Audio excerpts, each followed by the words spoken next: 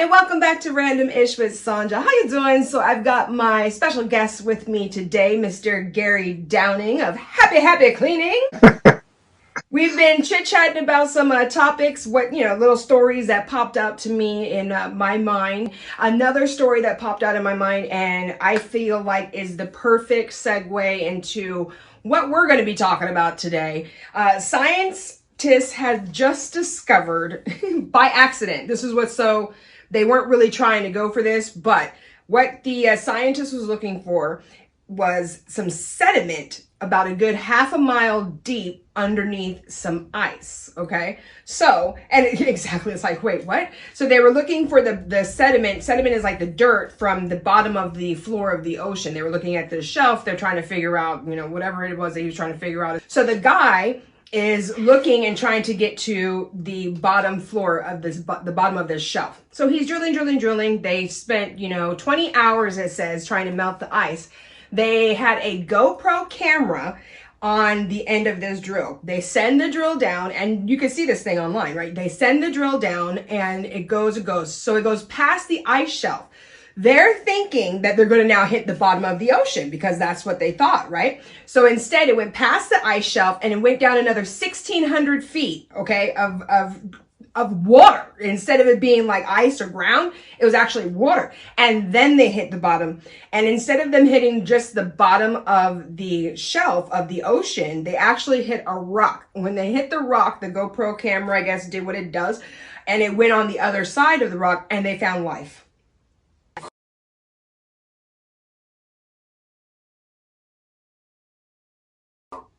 So apparently, there's no light, there's no fish down here. So the scientists, they're like, what? Their mind is blown because they didn't think that life could even happen in this, first of all, freezing cold water. Okay, there's no light. You need the photosynthesis. You need a little bit of light. Well, actually, no, you don't. They thought that you need a little bit of light to get some of this light, but apparently not. So they're trying to figure out what could have possibly come by here in order to be able to make life happen. And the thing is that the life, it can't even move from the rock. So this is the other thing that's what's so amazing, right? And of course, if you're about energy, you can already read in between the signs here. The little life that they found is stuck to the rock. The life can't even move around. So it can't even swim away and like go get food and then come back. It's stuck to the rock. The food has to come to it. Oh. Like, how powerful is that? That's deep. Right? Like, God is good. Yeah. So I'm just saying, it's kind of like the way when I read this story, I'm just kind of like, that is basically saying that all things are possible. Like, we already know that, we say that, but then I think that we forget that, right? And then a discovery will happen where we get reminded, no, all things are possible. Like, it is all possible for us. Amazing. So today we're going to be talking about finding happiness from within, happiness in the chaos, because that's what you got to do. And one of the ways that people find some happiness, some relief, is through cleaning. I mean, I do. Do you? Yes, absolutely. Right? It's one of the things that I do sometimes, and you also see it on like TV shows.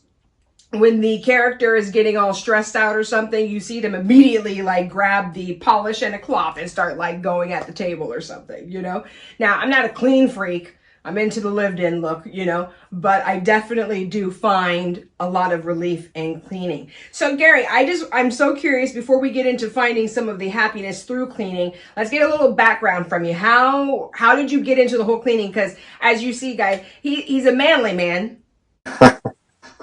If we're being general, then we're like, we're not expecting to see the Mr. Clean over here. But so how did you get into the cleaning? Well, I started out actually doing vending at a location. It was at, believe it or not, at where the Philadelphia Eagles play. At the link. And I did the vending. I had a vending contract there. And then someone had a cleaning contract, and and I did a little cleaning. I still did a little cleaning, and I also was a school teacher too. So I did like a variety of different things. Oh, nice. Yeah, and so he asked me. He needed some help with the stadium to clean it because you have to clean it after the game. It takes like honestly, it takes after a game, after a 4 o'clock game, 1 o'clock game, you'll be there till the next morning. Oh my gosh. Yeah. Yeah, so it's a lot. Right. So, but he asked me to bring. So I brought like 10 people, and he already had a crew of 60, just to let you know how many people. So that got me into cleaning, and so I moved on, started doing little things on my own, as far as cleaning, and I started moving towards the natural side, the green side. So, but how did you start moving towards the green side? Was it just because, like, did something happen? Did you like burn yourself with some chemicals? Did something, like, you know what I mean? Like, what happened? What made you say? Well, first and foremost, I'm not a fanatic, but I'm a pretty healthy guy. Well, I try to be healthy. Let me just say that. And I've been that way, since, for a long time. And so I started reading about being green, and I'm also an empath.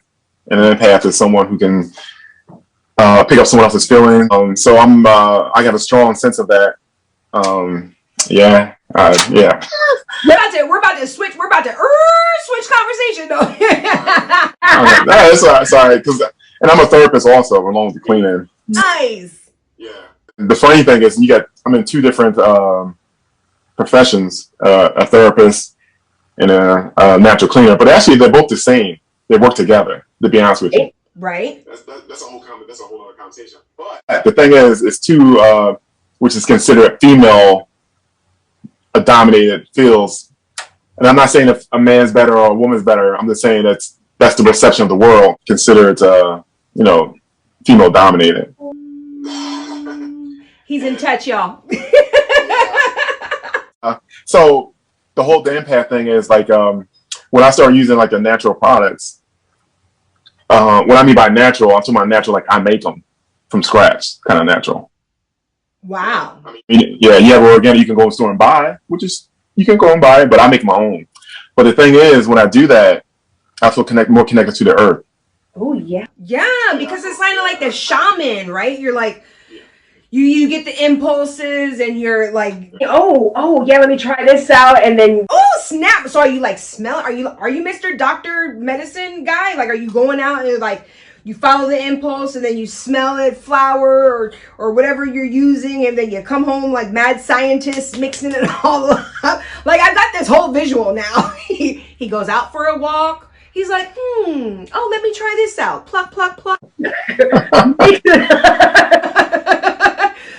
Spray, bam! Look at that! Oh snap! Disappoint anyone, but I'm not a mad scientist. What I do, I just go do the research, and I use it. I try it. Sometimes I got to try it 7 times over just to get it. And the thing is, this is what our great granddads and grandmoms use. So it's nothing really new. Mm-hmm. Maybe it's new to some people because distant from it. Right. See, I was natural. I'm natural today. See, look. Look. We natural today because we talking to Gary in the natural green. So we natural. We got the curls today. Yeah. I'm natural too. I'm natural too without the curls. Yeah. Right. And it's funny you mentioned that because Mr. Clean, everybody knew what Mr. Clean is. He actually was one of the first cleaning commercials ever made. Really? Mr. Clean gets rid of dirt and grime and grease in just a minute. Mr. Clean will clean your whole house and everything that's in it. Mr. Clean. Hey, so look at that, and you fit the bill. You got the whole Mr. Clean looking thing going on there. So your empath and your energy, you're out here and you're making products. So that means that you'll be able to give us a little clues and stuff like that. I'm gonna play a little game with you later on. We gonna see how. We're going to see how good his natural products is. We're going to see. I like how you made the connection about being an empath and then also with the cleaning products, right? And today, trying to find happiness in the chaos, right? So I kind of wanted to talk about some of our simple things that we can do to try to find happiness in the chaos. And I'm saying this because I've got two people I care very dearly about who right now are going through, granted, it is because of their decisions, but everybody, we all go through things because of our own decisions, but then sometimes situations get out of hand. You don't really want to deal with them like that. And so basically, I've got two people who are extremely frustrated and two people who I think, in my opinion, are more on the way that everybody handles things versus being the way like an energetic, tuned in, tapped in person would handle them. Because honestly, once you start getting tuned in and you have all of these experiences with the outside nature and with the energies of the world, it shifts you. You know what I mean? And until you actually have those experiences, you are handling things as of the way that the world does. And it is what it is, I just want to talk about, maybe we could give some suggestions, some things that maybe we do, finding happiness while we're in that middle of the chaos, because even if you don't know about energy, you are still automatically manifesting, and you are still energy, whether you know it or not. So you want to try to do some things to maybe shift the way that you're feeling. So what's something that you do when you're because no matter how enlightened you become, we all still get angry. So what is something that you do when you're like, ah! Can I tell you like a little story? Yeah, man. Okay. There was a time, this is years ago, where I wasn't doing so well emotionally.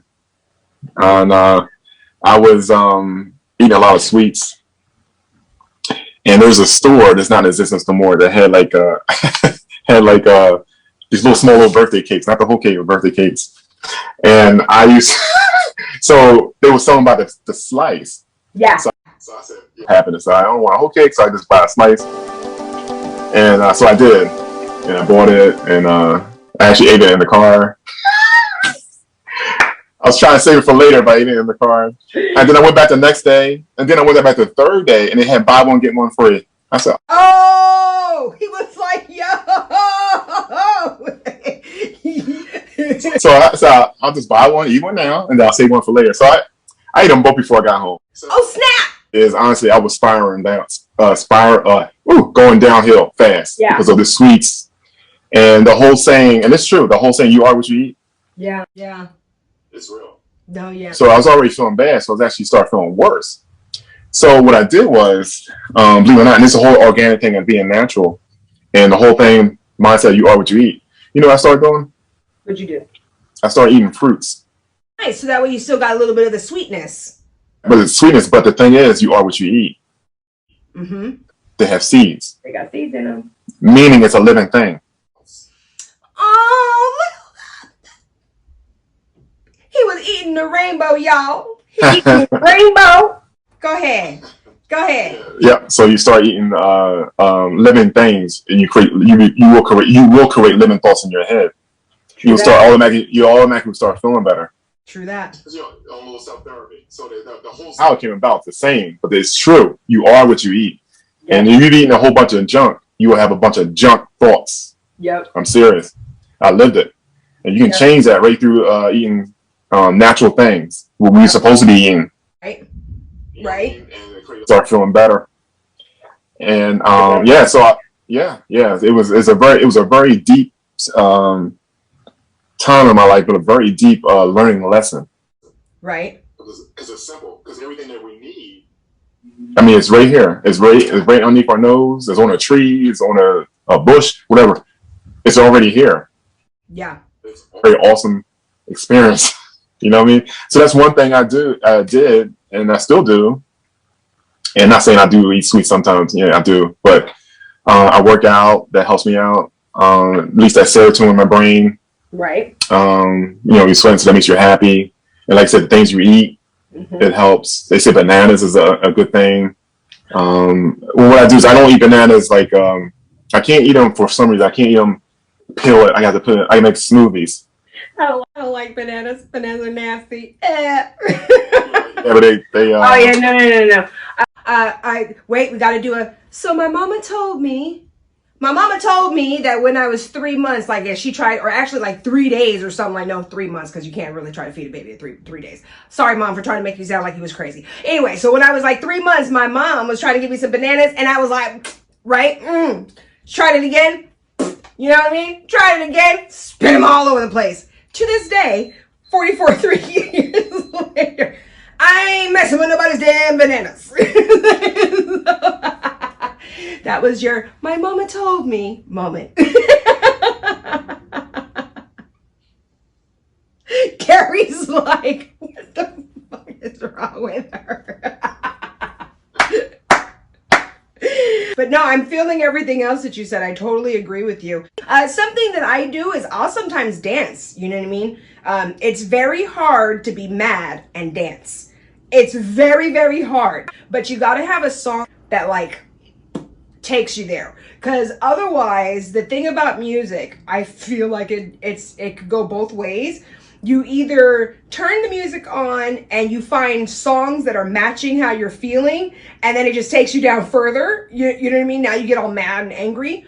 Or if you deliberately are trying to make yourself feel better, if you turn on some like dance music or club music, or even gospel music or something, and something that makes you feel good, that like lifts your spirit up. It's hard to like stay mad, because I don't know what happens. It's like in your brain you start being like, girl, it's gonna be all right, it's gonna be all right, and you reach for it like that. Another thing people do, something I like to do, is clean. So I don't know, it's just something that I like to do. I'm a big believer in that things need to be in order in your house. Like, you know what I'm saying? Like, it doesn't need to be perfect. If I showed you my little desk, you would see that there's some paper strewn about, but I also have files, and you know what I'm saying? Things are put into place. I don't really lose stuff because I know where things are at, but I do believe in that. I think that, cleaning your house and making sure, that you have your things in, places that they belong helps your thinking processes. Do you feel like there's any truth to that, especially since you're into the green cleaning? Are you finding that to be true? absolutely. That's why most people with sometimes they have mental health issues like depression or something like that, or something of that nature. They would actually tell them to rearrange their room. Anyone who walks into a sloppy place, you just open the door, walk into the place up, you actually feel that has nothing to do with an empath. You don't feel, you know what I mean? So if you walk into places like, oh my God, it's just like you walk into a hotel. It's really, you know what I mean? Now imagine they just had junk everywhere. You're like, I'm staying here. No, seriously. No, that's very, very true. Yeah. The feng shui, you can rearrange your house. There's all different kinds of things. I also saw another person. Oh, I'm trying to remember who it was. I'm trying to remember who it was, but they're a cynical person, and they went and got a Reiki adjustment, and afterwards was kind of like, I don't necessarily think I really still believe in it, but I will say that I feel different, which is all you can ask from a cynic. They're not going to buy everything you're saying, but if they feel a little bit different, maybe that seed will germinate and start taking over and stuff, We'll take a break real quick, and then I want to come back, because I just started thinking about the seed and germinate. I don't know why, but that just made me think about the stains in the game that I want to play real quick before we check out of here, because I got to know. Oh yeah, our first sponsor, hello, yay, is the laundromat. So it's all about cleaning. So I'm going to ask you some questions. You see how I brought that back around? It took me a second, but it came back around. We'll be right back. Clothesline, world-class service with a personal touch, offering commercial laundering services, wash, dry, and fold with free pickup and drop-off included, dry cleaning services, and coin-op laundry. Be sure to check out the Facebook page, The Clothesline, for cleaning tips you can use at home. theclotheslinelaundromat.com.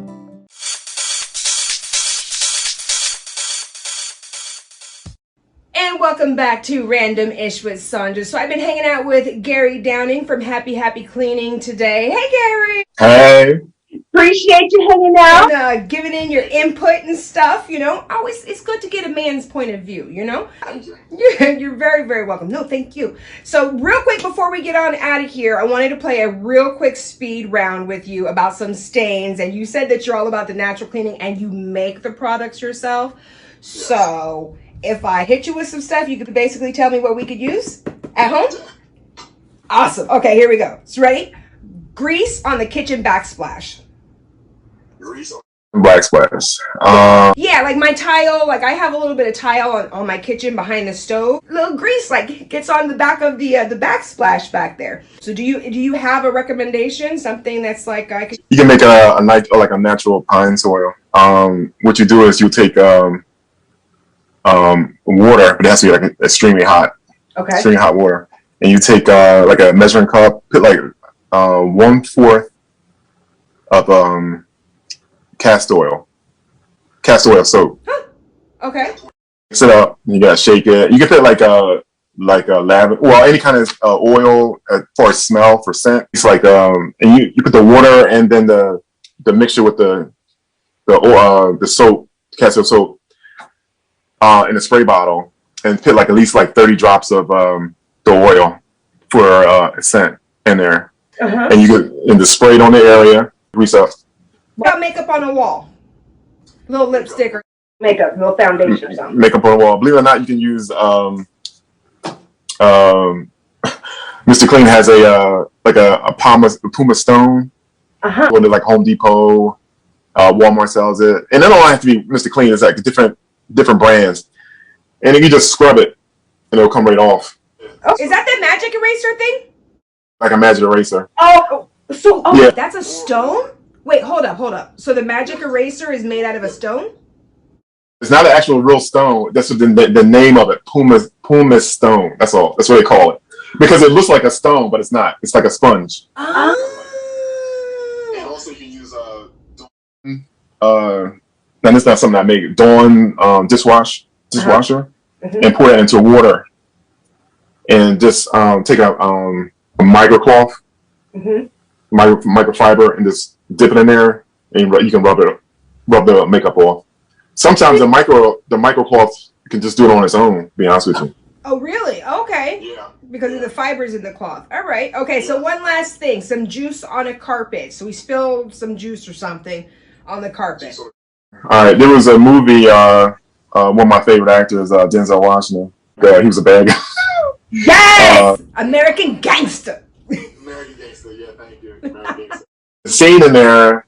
I'm not going to mention some of the words that were used, but he was very upset, and because he had this real expensive carpet and something still on the carpet. I'll just say it like that. Something still on the carpet, and he said, "Get the carpet cleaner.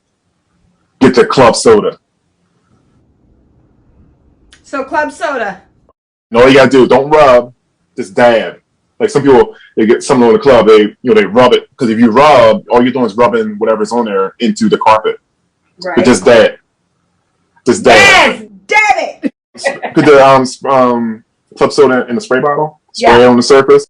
You see the whatever it is on the paper towel or whatever you're using. Okay. Dab it until you don't see it no more. And then it's going, because it's going to all come up on the, just grabs it, it comes up. And there it is. Well, see, there you go. I know, I've seen that in the movies and stuff like that, like the movie that you're talking about. And then, of course, like in all different kinds of scenes, when somebody spills something, they say, grab the club soda. And, and I just thought that was something that they just said. But no, it's true. And the movie is based off a true character. So that's actually really happened. So that's why they said club soda, because that's what they used back then. See, look at that. You learn something new every day. Well, Gary, it was a lot of fun hanging out with you. I appreciate the green cleaning tips. And see, I hope you guys have found some ways that you can find some happiness in the chaos of our crazy lives right now. And Gary, tell them, how can they see you, find you? Where you at on the internet? I'm kind of like all over the place. I'm on Facebook, Happy Cleaning. I'm even on TikTok. Hey, oh, that's right, your videos. He's got the crazy uncle who's doing the cleaning and stuff like that. Yeah. So I'm on everything's Happy Cleaning. I'm on Instagram, IG, Happy Cleaning. Facebook, I don't know if I mentioned that. Same name, Happy Cleaning. I also I have a YouTube channel. I actually do. I just haven't done a whole lot with it yet. But I have a YouTube channel, and I'll be actually teaching everything I talked about how to clean. I'm trying to make them fun, the videos, everything, so it'll be entertaining, funny. Some would be just a little documentary, a little commentary, me talking about things. But yeah, so I'm trying to do like a variety of things. But it's all be on YouTube, where you can learn how to do things in your own home and use everything that's in your home to clean. Nice. There you go. Well, Gary, I appreciate you coming on. You enjoy yourself the rest of the day. And happy cleaning to you. Same to you. Thank you. Have a happy day. Bye-bye. Bye-bye.